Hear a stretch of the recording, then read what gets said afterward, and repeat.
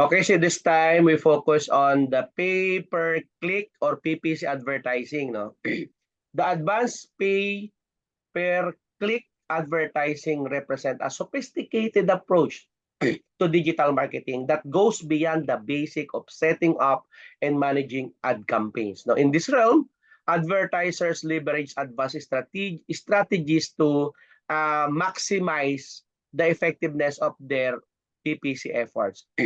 Again, advanced PPC involves meticulous keywords research and selections.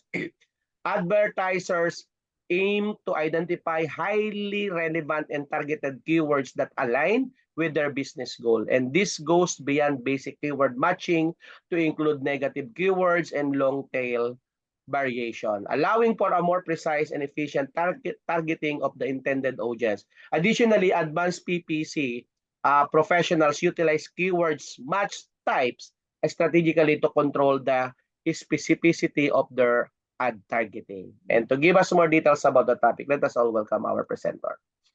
Go ahead.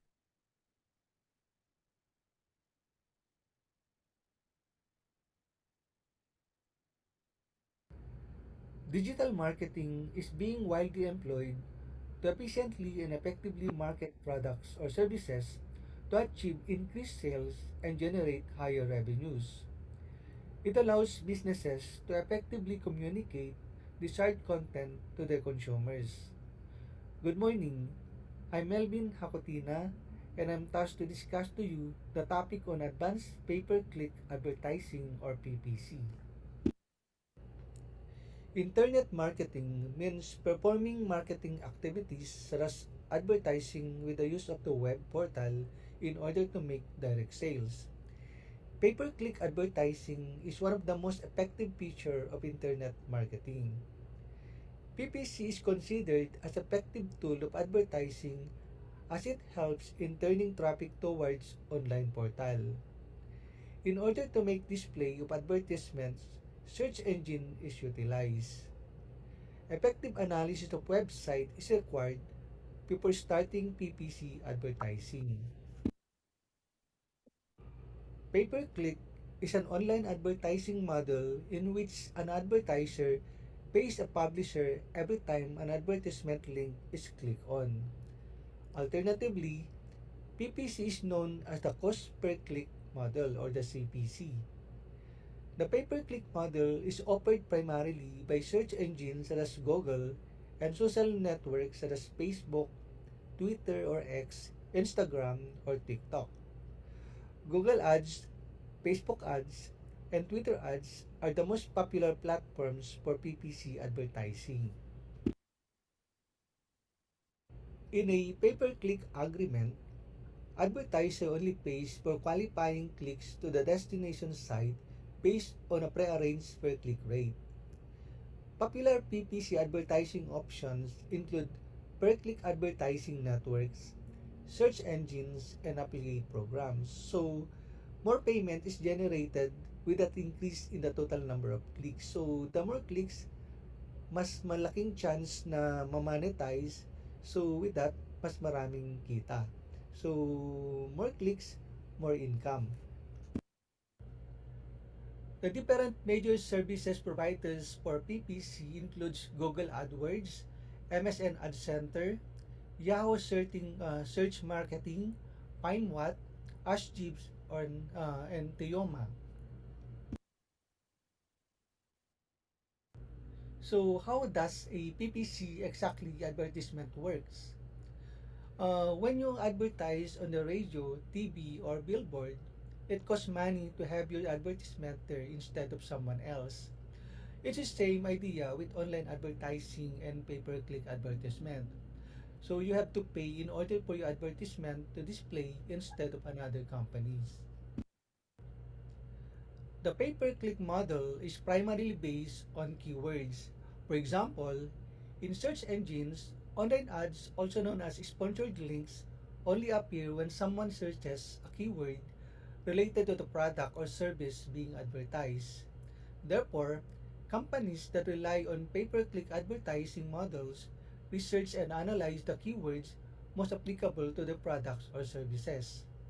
Investing in relevant keywords can result in a higher number of clicks and eventually higher profits. So how exactly do PPC advertisement works? The pay-per-click model is considered to be beneficial for both advertisers and publishers. For advertisers, the model is advantageous because it provides an opportunity to advertise products or services to a specific audience who is actively searching for related content. In addition, a well-designed PPC advertising campaign allows an advertiser to save a substantial amount of money as the value of each visit or click from a potential customer exceeds the cost of the click paid to a publisher. While for publishers, the pay-per-click model provides a primary revenue. Google and Facebook, which provides free services to their customers such as free web searches and social networking, and online companies are able to monetize their free products using online advertising, particularly the pay-per-click model. So what does a click consist of? Each click is the type of communication, most commonly a visit to your website, landing page, or product, and shows how much attention your product or site is receiving. When you are utilizing a marketing budget or investing in a pay-per-click campaign, you are basically buying attention whatever you are trying to funnel the consumer towards. It is important to strategize on where you are leading consumers and what products or services you are guiding them to with this form of advertising. In essence, you need to be careful you are not losing money if the margins are too small on products to which you are guiding your customers. So what is pay-per-click ads? It is a model of online advertising where advertisers display their advertisement over online portal. Advertisers pay the amount to the host website when their ads gets clicked by the visitors. Uniform Resource Locator or the URLs with the ad symbol next to them are paid ads. Companies have bid a certain amount to display at the top of the search query. So pag napapansin nyo, if you search for something in the internet and you go on to a certain website, may makikita kayo may mga list na links. So from top to the bottom, nakikita nyo yung pinakamataas, sila yung mga madalas na nabibisit na link, or sa YouTube mas maraming views kumbaga. So yun ang nangyayari if your ads are usually visited or mas madalas na bibisit, mas na-prioritize siya. Okay? So, Google search engine automatically assign the rank on the basis of the relevancy and validity of advertisement. In order to make the search easy for advertisement company, need to make an effective keywords.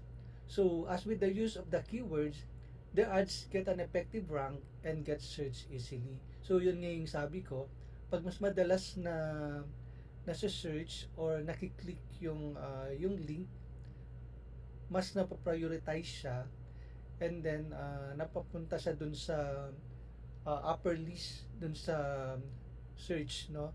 And then with that, the more click, mas maraming kumbaga income na makukuha. For the paid ad display in pay-per-click advertisement, ad companies and networks typically set the PPC amount by a formula or bidding process. Today, Google is the biggest and most well-known search engine. They use bidding process to establish a PPC. When you begin advertising with them, you bid on how much you are willing to pay per click on ads that contain specific keywords. It is important to really define what keywords are the most beneficial your search queries and what drives and will drive the most traffic to your site or product. So, in a PPC advertisement, you have to build an effective keywords para mas ma-attract or ma-entice yung mga searches. There are several types of pay-per-click advertisement. One of the types of pay-per-click ads are video ads. These are promotional content that plays before, during, or after streaming content. So, when you're watching a streaming content, minsan may mga biglang nagpa-pop up na mga promotional videos, no? Just like if you're watching Netflix, minsan may mga promotional videos na lumalabas na minsan kailan mong tapusin, or yung iba naman may mga skip buttons. Another type of PPC ads are image ads, no? It includes graphic to promote products or business. So, just like this one, makikita mo yung logo ng Starbucks. So, upon seeing that, alam mo yung Starbucks siya. And then, yung KFC, sometimes they put their tagline along with the logo. We have also the text ads. This is a form of contextual advertising where a specific keyword within the text of a web page are matched with advertising information. So, this is an example, no? Nandyan yung ano niya, yung keyword, and then dun sa rightmost part ng ano ng link, nandun yung mga advertisement na nakakabit. Another type of pay-per-click ad is the specialized ads, wherein they use a promotional item such as printed stickers and membership cards that display company's logo or message. So, if you attend ng mga promotional activities, napapansin ninyo yung mga logo or mga tagline ng isang company or products minsan nakaprint sa mga merchandise. So, sa amin, sa mga doctors, nakikita namin yung mga products ng mga company, pharmaceutical companies, minsan nilalagay nila dun sa mga ballpen, no? Sa mga binibigay nila ng mga merchandise. Another one is the product search ads, wherein they place digital advertisement inside search engine results. So example nito ay yung if you click the Shopee applications, pagpasok mo dun sa landing page nila, you can see a lot of products, no? There's a product search ads. So with that, there's a lot of options that you can do. We have also the list of product ads. These are the ads that show up when someone enters a product related search into Google. So, if we type certain products sa Google, nagpa-pop up yung mga different kinds of products. For example, pag shoes, no? If you look for certain shoes sa Google, lumalabas yung mga products ng different companies. If you look for Nike sa Google, lumalabas din yung mga different line na products of Nike. There are several processes in pay-per-click management, and this includes in creating relevant keywords and ad groups. You have to test the ads and keywords if it is effectively enticing or attracting searchers. And then you have to use reporting tools to measure the result and further refine the campaigns and keep what works and omit those who are not effective. To start a PPC campaign is easy, but what can be quite hard is to get the results you want whenever you start a new campaign. Generally, there are three processes that need to be successfully completed. One is research. By conducting thorough research in these areas, you can develop a well-informed PPC strategy that maximizes your return on investment and helps you achieve your advertising goals. The second one is implementation. If you continuously refine your approach based on performance data, you can effectively implement and optimize your PPC campaigns to drive results for your business. And the third one is optimization. By consistently applying these optimization strategies and closely monitoring your PPC campaigns, you can improve performance, reduce wasted spend, and achieve your advertising goals more effectively. Each of these three phases is divided into several categories. In pay-per-click management, you should have a set objectives. So you have to set the objectives to attract the unique visitors through your pay-per-click advertisement. Another one, you should have a targeted traffic. So you have to set right target at the right time. You have to research an effective keyword. So you have to use appropriate keyword to reach more visitors. So your keywords are the cornerstones of your campaign. So for your campaign structure, you have to build the campaign with strong keywords. Another one is to make your ads. You have to design your ads against your competitor. You have to develop engaging and persuasive ad copy that incorporates your chosen keywords. Tailor your messaging to resonate with your target audience and clearly communicate the value of your offering. The next one is setting up landing pages. You have to create optimized landing pages that align with the messaging in your ad copy. Landing pages should be designed to encourage conversions and provide a seamless user experience. Next is cost management. You have to plan your costs on valid conversions. Next is track on a macro action basis. You have to track every keyword or key phrase to conversion on a macro action basis. A poor result of particular keyword or key phrase doesn't mean you should drop it. It means your website should better accommodate it. The next one is track on a micro action basis. You have to track every keyword or key phrase to conversion on a micro action basis. This clarifies how your visitors interact with your website's persuasive dialogue. Next is select keywords based on buying process. You have to choose your keywords or key phrases based on understanding of the buying process for your product or services. In campaign settings, you have to apply your research technique to attract the visitors. And you have to define metrics clearly.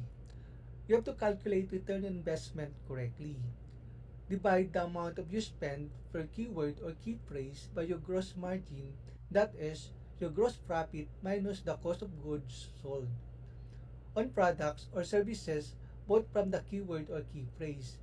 If you want to generate leads, establish a base amount every lead is worth.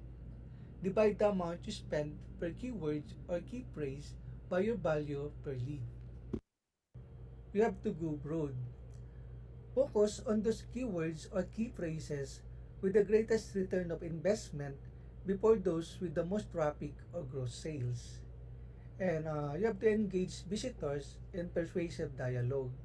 You have to use commonly accepted architecture to anticipate visitors' frame of mind. You have to plan the action you want them to take and tell them what they need to know before they can take the action, and match ad copy closely with keywords so the visitors perceives the relevance. This includes the different rules of preparing PPC ads. 1. Outline the goal of advertising. Define the budget according to the theme structure of the campaign, and you have to utilize the dedicated landing page. Consider the respective audience, call strongly to action, make installation of conversion tracking, monitor the campaign, and assess the performance correctly. What are the benefits of pay-per-click advertising? Of all the marketing strategies and advertising methods, pay-per-click campaign is the quickest method to be listed on the top pages of search engines with n number of benefits. One is instant result within the next second of PPC advertising activation, and it helps in increasing the speed of market. So, ilang seconds lang yan pag in-upload mo sa social media or digital platform yan, umahaba na yan o lumalawak na yung yung reach, no? So sometimes mga yan, several days ang dami ng views or ang dami ng visits if you have a very enticing link or ads. Another one is complete control over budget. So, namo-monitor mo yung budget mo with PPC ads. Another one is it provides facility to target your audience in any country, region, or city. So it helps in advertising locally as well as globally. So kahit nasa Pilipinas ka, if you upload it through the internet, no, or through the different social media platforms, umaabot na yan anywhere in the world, no. So another benefit is that changing of advertisement content anytime with instant reflect. So you can re-upload the edited ads, no. So may mga ano doon, mga edit button. So yan, mas pwede mo pang ma-develop effectively yung ads anytime. Another one is editing of budget settings anytime. So, pwede kang mag-adjust ng budget according to the response, according to the needs of your ads. And then, it increases marketing investment return. So, ibig sabihin, the more na effective yung ads mo, it increases yung return of investment. Another benefits of PPC advertising includes bidding amount can be changed anytime. And anytime you can post, delete, or add your advertisement. So, sabi ko nga kanina, you can always edit your advertisement. And then, daily budget can be fixed so that no more amount will be deducted from your account, and unlimited key phrases can be added in pay-per-click advertising with instant result. What are the different factors affecting PPC advertising? Number one, creating a catchy ad copy, such as the title, the text, and the URL, is very important. It helps capture attention, drive clicks, improve relevance, enhance brand perception, and maximize the effectiveness of advertising efforts, such as return of investment. Number two is keyword-specific landing pages. It can contribute to improve search engine rankings as search engines recognize the relevance of the content to users' search queries. And it should have a high-quality content, relevant, and provides clear calls to action. Number three is continuous tracking of overall campaign. It is essential for monitoring performance, identifying areas for improvement, and maximizing the return of investment.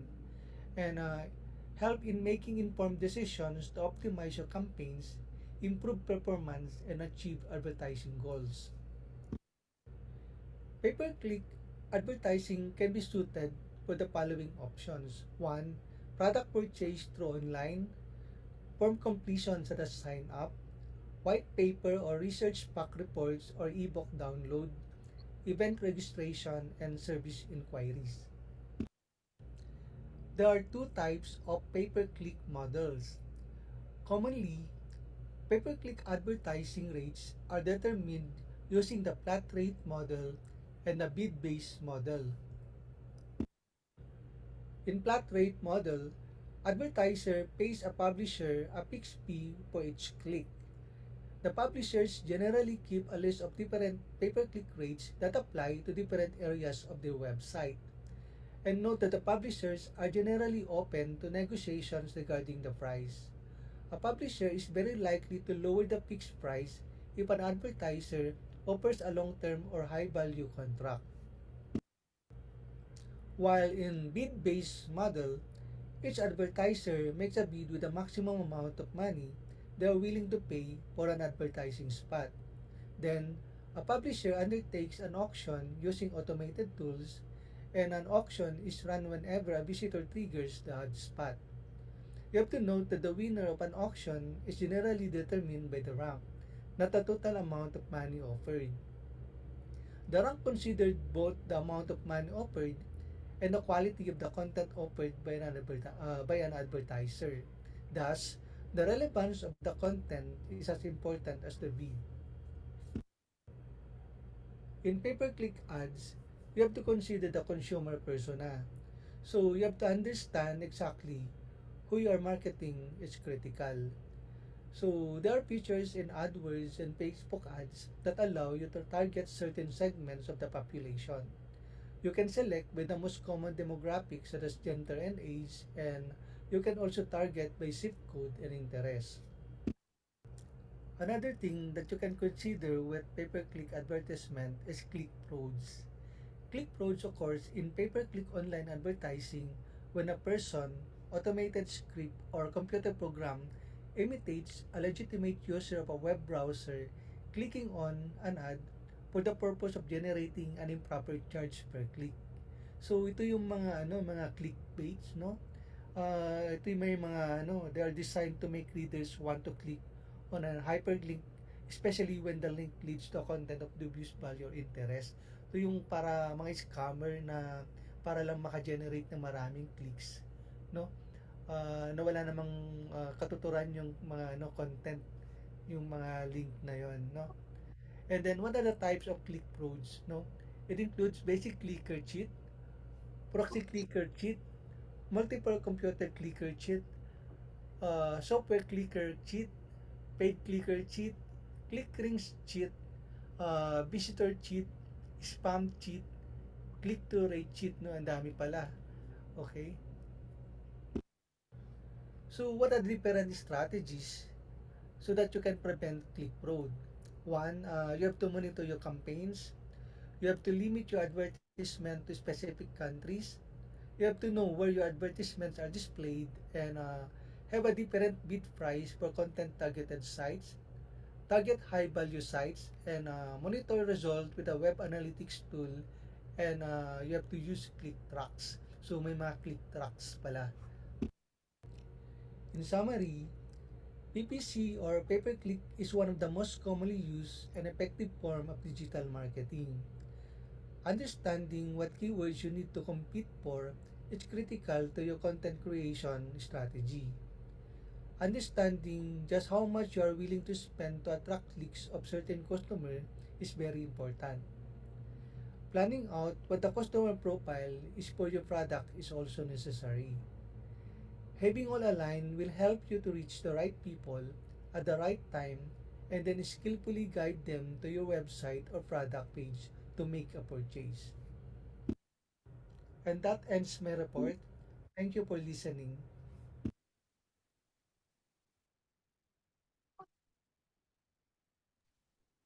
Okay. Again, ad copy optimization is a crucial component of advanced PPC. No? Crafting compelling and relevant ad copy that resonates with the target audience is essential for increasing click-through rates, no, and improving ad relevance. No? So advanced is advertisers conduct A and B testing on different ad variation to identify the most effective messaging, emphasizing unique selling propositions and calls to action that drive conversions. Now, in addition, advanced PPC, no, practitioners build into audience targeting and segmentation. Utilizing demographic, geographic, and behavioral data, advertisers refine their targeting to each specific customer segments. And this may involve creating custom audiences and employing marketing strategies to engage with users who have previously interacted, no, with the brand, no, tailoring ad content to their specific needs and preferences. Advanced PPC campaign actually integrate advanced bidding strategies, no? Uh, advertisers, no, leverage automated by bidding options, no, machine learning algorithms and data driven insights to optimize bidding for maximum return on investment. And this may include adjusting bids based on time of day, device type, or use behavior, ensuring that budget allocations align with campaign objectives. Again, advanced PPC advertising emphasizes comprehensive tracking and analytics. So we need to be good in, of course, in statistics, as what our presenter earlier mentioned, and IT, of course, no. Advertisers need to utilize advanced tracking tools to monitor the key performance indicators, now, such as conversion rates, uh, cost per acquisition, no, and return on ad spends. No? And this data-driven approach enables advertisers to make informed decisions, refine strategies, and continuously improve the overall performance of their PPC campaigns. Advanced PPC advertising involves a strategic combination of keyword optimization, ad copy refinement, precise audience targeting, sophisticated bidding strategies, and rigorous analytics to achieve optimal results in the competitive landscape of a digital advertising. So I think that's it. Thank you so much sa